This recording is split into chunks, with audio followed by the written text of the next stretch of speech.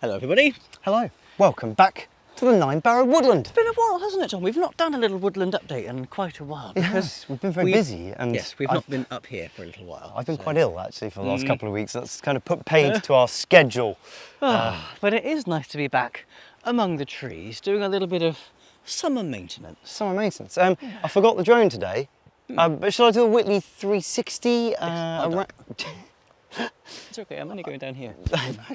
I mean, to be honest, the Whitley 360 is, let's not say it's not impressive. It's very impressive. There's lots of trees doing really well, apart from that one. They're doing really well. For the most part. We had a consultant come up to the woodland. I think we told you about this in a previous post. We've got a vole issue, you know about that. It's a tricky one to know what to do with that because our final job for today is actually to just go and assess the losses accurately. But what the consultant said is, yes, you have a vole problem, but actually your far bigger problem is the fact that quite a few of the stakes that hold the tree shelters in place were proud of the tree shelter. Maybe if I give you an example, this would help. Well, we've bashed them in already, John, so there's nothing to... Yeah, but let's go. Here we go. This is an example. So look, that is acceptable because it is below the level of the tree shelter. If it was above, in high winds, this tree might bash against the edge of the wood, and obviously the wood is quite, hard.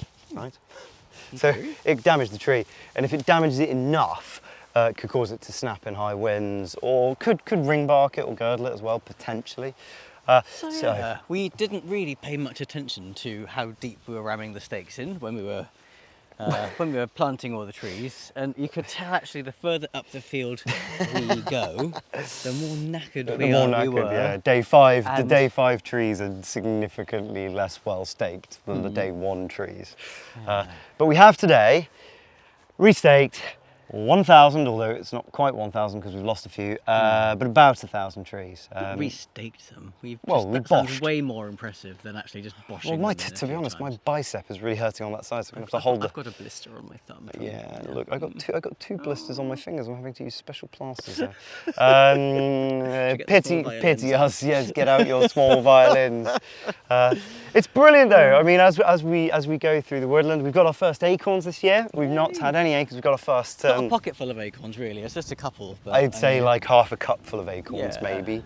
We've got rowan berries, which are lovely. So a bit of a splash of colour coming up towards the end of the summer. But so many of the trees doing really well. It's the cherry trees that don't seem to be really loving the soil here. We've got a few little pockets of the cherry trees doing really nicely. But I think it's a fungal thing. I mean, I think the red leaf thing is a fungal thing. And we may end up having to plant something else. But actually, it's quite nice because we've been feeling a bit down about the vole thing, but I think we're probably in reality going to find when we walk the site in a moment that we actually haven't lost that many percentage-wise, and so many of them are doing so well. We have decided not to reset the tree shelters though, because whilst digging them further into the ground could potentially help prevent the voles from nibbling on the bark, my worry is that actually when we've lifted tree shelters up to clear the grass from inside them, what we've actually done is allow the voles to then get in by those tree shelters not actually being reset. These tree shelters are actually fairly well stuck in the ground, and where they haven't been, we've pushed them down a bit. So my attention's just been caught by one of the rowan trees, which is actually drooping. We need to show you this. This is. I mean, I've never seen a rowan sapling laden with so many berries. It must be very happy, but I cannot believe that in the Darwinian sense, this is probably actually doing it any good. It's probably all right. It'll spring up, won't it? It may snap under its own weight. It'll drop lots of little rowan berries to create lots of little rowan trees. More rowan trees, yes.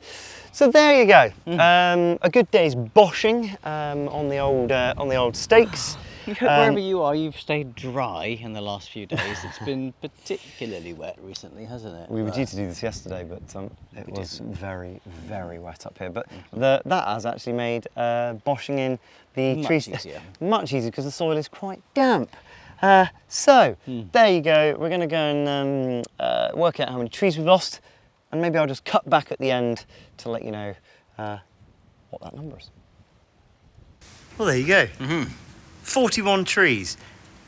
That's actually not bad. That's not counting the ones that are in the process of dying. But it's also, might include, we've taken some tree shelters away, but there might be other shoots that are coming up from phoenixes rising from the ashes. So 41, that's 3.4% on the 1,200 things that we planted. 1,000 trees, 200 shrubs, but this obviously includes shrubs as well. That's okay, right? That's positive. For 2 years, I think that is a good... Very, very positive. I'm feeling good about that. I thought there's going to be more. Yeah. Okay. A good news story to end today's update on.